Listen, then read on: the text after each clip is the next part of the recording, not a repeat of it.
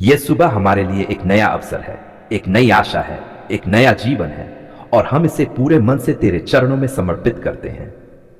प्रभु, जैसे ही सूरज की किरणें धरती को रोशन करती हैं, वैसे ही आज तू हमारे जीवन के हर अंधकार को दूर कर दे। हमारे मन में जो डर है, जो चिंता है, जो बोझ है, उन्हें सुबह तेरे प्रकाश में रख देते हैं। प्रभु, तू जानता है कि हम किन हालातों से गुजर रहे हैं, किन समस्याओं से जूझ रहे हैं, किन सवालों के जवाब ढूंढ रहे हैं। आज हम सब कुछ तुझे सौंपते हैं। हे पिता परमेश्वर, इस सुबह हमारे हृदय को शुद्ध कर। जो भी पाप हमने जाने अनजाने में किए हैं, जो गलत विचार हमारे मन में आए, जो गलत शब्द हमारे मुंह से निकले, जो गलत काम हमारे हाथों से हुए, प्रभु अपने अनमोल लहू से हमें धो दे। हमें क्षमा कर और नया बना। आज हम पश्चाताप के साथ तेरे सामने आते हैं। प्रभु, आज के दिन की शुरुआत हम तेरे नाम से करते हैं। हमारा पहला विचार तुझ पर हो, हमारा पहला शब्द तेरा धन्यवाद हो, और हमारा पहला कदम तेरी इच्छा के अनुसार हो। हमें ऐसा हृदय दे जो तेरी आवाज को सुने, ऐसा मन दे जो तेरी बातों को समझे, और ऐसी आत्मा दे जो तेरे मार्ग पर चले। हे प्रभु, आज हमारे परिवार को आशीष दे। हमारे माता पिता को सामर्थ्य और लंबी आयु दे। हमारे बच्चों को बुद्धि, समझ और आचरणाकारी स्वभाव दे। हमारे घर में प्रेम, शांति, एकता और विश्वास बना रहे। जहां कलह है वहां मेल करा, जहां कड़वाहट है वहां मिठास भर दे, जहां कमी है वहां भरपूर कर दे। प्रभु, आज जो लोग बीमार हैं उनके लिए हम प्रार्थना करते हैं। जिनके शरीर में दर्द है, जिनकी रिपोर्ट ठीक नहीं है, जिनका इलाज चल रहा है, हे प्रभु, तू महान चंगाई देने वाला है। इस सुबह अपनी चंगाई की शक्ति को उन पर उतार दे। हर बीमारी, हर कमजोरी, हर पीड़ा को तेरे नाम में दूर कर दे। हे प्रभु, जो लोग आर्थिक तंगी से गुजर रहे हैं, जिनके पास नौकरी नहीं है, जिन पर कर्ज का बोझ है, जिनके घर में जरूरतें पूरी नहीं हो पा रही, प्रभु तू उनका सहारा बन। इस सुबह उनके लिए नए द्वार खोल, उन्हें सही अवसर दे, सही मार्ग दिखा, और अपने समय पर उन्हें आशीष दे। प्रभु, आज हम अपने काम, अपने व्यापार, अपनी पढ़ाई और अपनी जिम्मेदारियों को तेरे हाथों में सौंपते हैं। जहां भी हम जाएं, जो भी हम करें, तेरी महिमा हो। हमें ईमानदारी से काम करने की शक्ति दे। हमें आलस्य से दूर रख और परिश्रम का आत्मा दे। हे प्रभु, आज हमारे मन को शांति दे। जो चिंता हमें अंदर से खा रही है, जो डर हमें आगे बढ़ने से रोक रहा है, जो तनाव हमारी नींद छीन रहा है, उसे अभी इसी सुबह तेरे चरणों में छोड़ते हैं।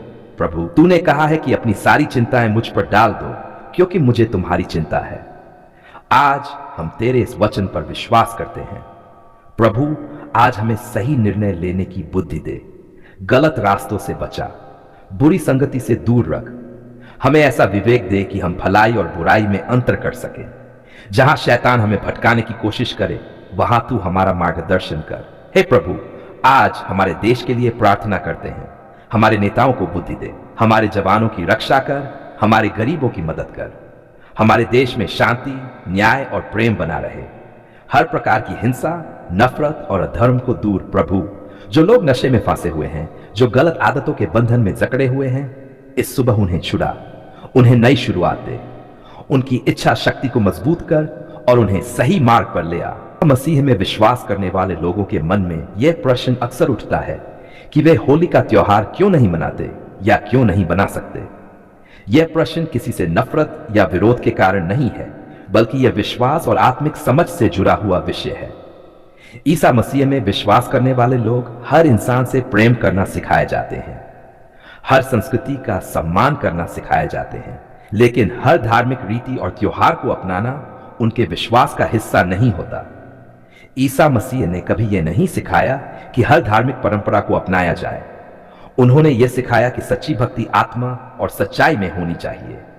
जब कोई व्यक्ति ईसा मसीह को अपना प्रभु और उद्धारकर्ता मान लेता है, तब उसका जीवन केवल एक धार्मिक पहचान नहीं रहता, बल्कि एक आत्मिक यात्रा बन जाता है। इस यात्रा में वह हर काम यह सोचकर करता है कि क्या यह परमेश्वर की इच्छा के अनुसार है या नहीं। होली का त्योहार मुख्य रूप से रंगों, कथा कहानियों और धार्मिक मान्यताओं से जुड़ा हुआ है। इसमें कई परंपराएं हैं जो विशेष देवताओं, कथाओं और धार्मिक विश्वासों से संबंधित हैं। ईसा मसीह हमें विश्वास करने वाले लोग केवल उसी परमेश्वर की आराधना करते हैं जिसे वे सृष्टिकर्ता और एकमात्र सच्चा परमेश्वर मानते हैं। इसलिए वे किसी ऐसे धार्मिक उत्सव में भाग नहीं लेते जो किसी अन्य धार्मिक विश्वास या देवता से जुड़ा हो।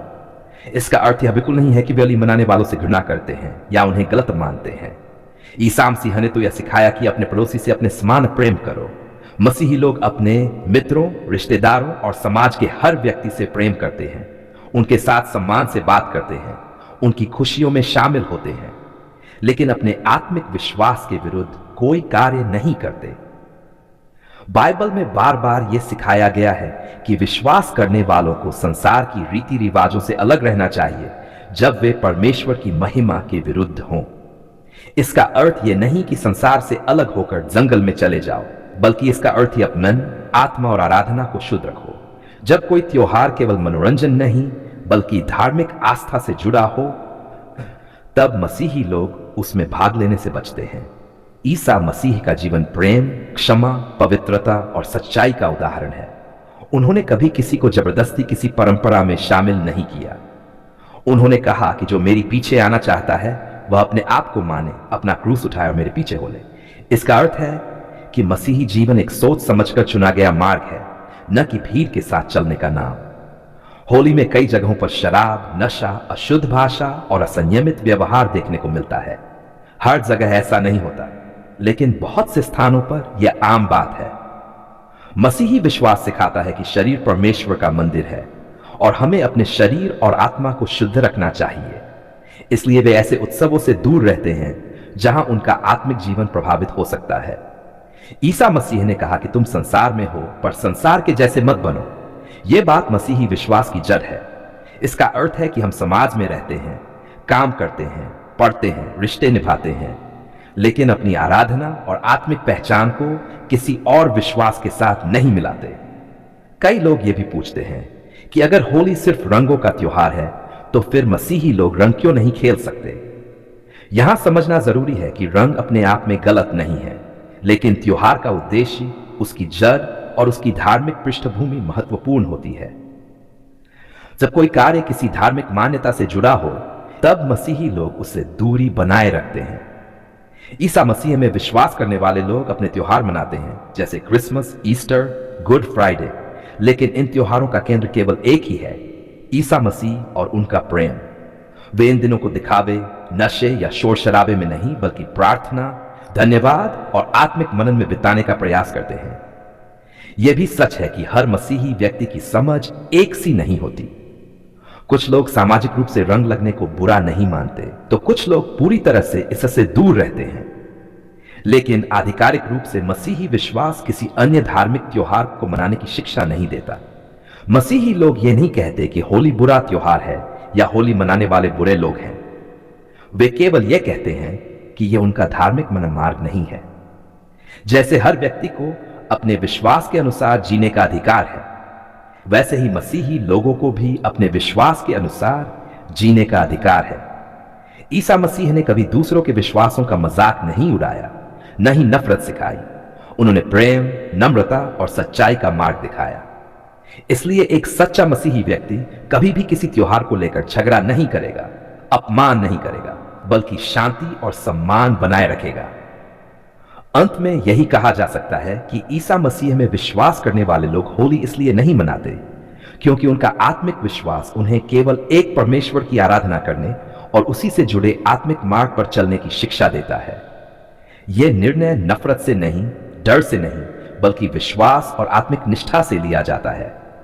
वे हर इंसान से प्रेम करते हैं, हर संस्कृति का सम्मान करते हैं, लेकिन अपनी आराधना और विश्वास में समझौता नहीं करते। यही मसीही जीवन का सार है, प्रेम में सच्चाई और सच्चाई में स्थिरता। आज हम कृतज्ञ हृदय के साथ तेरे चरणों में आते हैं। जब हम रो रहे थे, जब हमारे शब्द साथ नहीं दे रहे थे, जब हमारी आंखों से आंसू बह रहे थे, तब भी तू चुप नहीं रहा।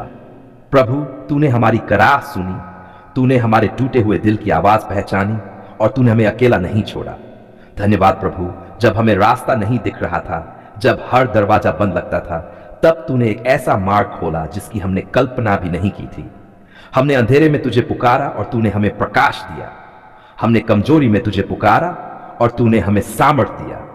प्रभु, कितनी बार हम निराश हुए, कितनी बार हमने सोचा कि अब कुछ नहीं बदलेगा, लेकिन तूने हमें फिर से उठाया। तूने हमें यह सिखाया कि इंतजार भी आशीष है और धैर्य भी विश्वास का हिस्सा है। आज हम पीछे मुड़कर देखते हैं तो समझ पाते हैं कि हर देरी में भी तेरी योजना थी।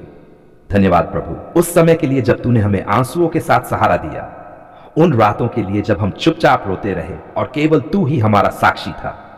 तूने हमारे हर आंसू को देखा, तूने हमारी हर आह को सुना और अपने समय पर हमें उत्तर दिया। प्रभु, आज हम ये स्वीकार करते हैं कि जो कुछ भी हुआ वह हमारे भले के लिए था। जिन चीजों को हमने खोया, जिन रिश्तों से हम टूटे, जिन सपनों को हमने दफनाया, उन सब के पीछे भी तू काम कर रहा था। आज हम समझते हैं कि तूने हमें कम नहीं किया बल्कि तैयार किया। धन्यवाद प्रभु, उस चंगाई के लिए जो तूने हमें दी, चाहे वह शरीर की हो, मन की हो या आत्मा की। तूने हमें छुआ और हम बदल गए। जो दर्द वर्षों से हमारे अंदर था, जिसे हम शब्दों में नहीं कह पाते थे, तूने उसे अपनी सामर्थ्य से दूर किया। प्रभु, धन्यवाद उस शांति के लिए जो अब हमारे हृदय में है। परिस्थितियां पूरी तरह नहीं बदली होंगी, लेकिन हमारा मन बदल गया है। अब डर की जगह विश्वास है, चिंता की जगह भरोसा है और घबराहट की जगह तेरी उपस्थिति है। धन्यवाद प्रभु, उस भोजन के लिए जो हमारी थाली में है, उस छत के लिए जो हमारे सिर पर है, उन कपड़ों के लिए जो हमारे शरीर को ढकते हैं। कई बार हमने इन बातों को साधारण समझ लिया, लेकिन आज हम जानते हैं कि ये सब तेरी कृपा के चिन्ह हैं। धन्यवाद उन लोगों के लिए जिन्हें तूने हमारे जीवन में भेजा, जो हमारे लिए प्रार्थना करते रहे, जिन्होंने हमें हौसला दिया, जिन्होंने सही समय पर सही शब्द बोले।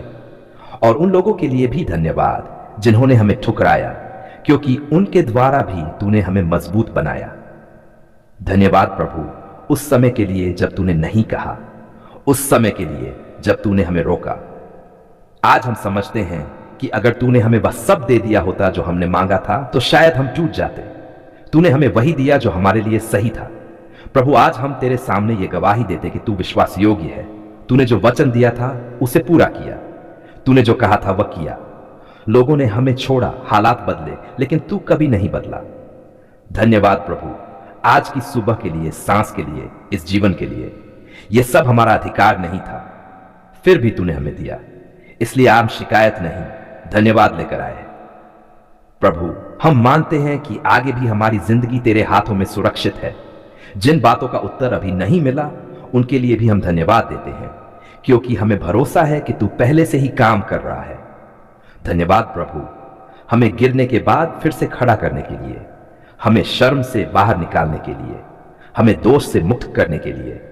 तूने हमें नई पहचान दी, नई आशा दी और नया जीवन दिया।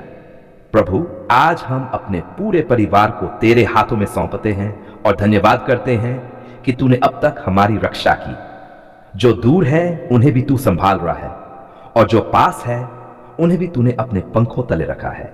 इस विश्वास के लिए कि तू सुनता है, इस अनुभव के लिए कि तू उत्तर देता है, इस सच्चाई के लिए कि तू कभी देर नहीं करता। आज हम पूरे विश्वास के साथ कहते हैं, धन्यवाद प्रभु, आपने हमारी पुकार सुन ली है। हमने मांगा और तूने दिया, हमने रोया और तूने पहुंचा, हमने इंतजार किया और तूने समय पर उत्तर दिया। तेरा नाम धन्य हो, तेरी महिमा हो और हमारा जीवन तेरे धन्यवाद से भरा रहे। आमीन।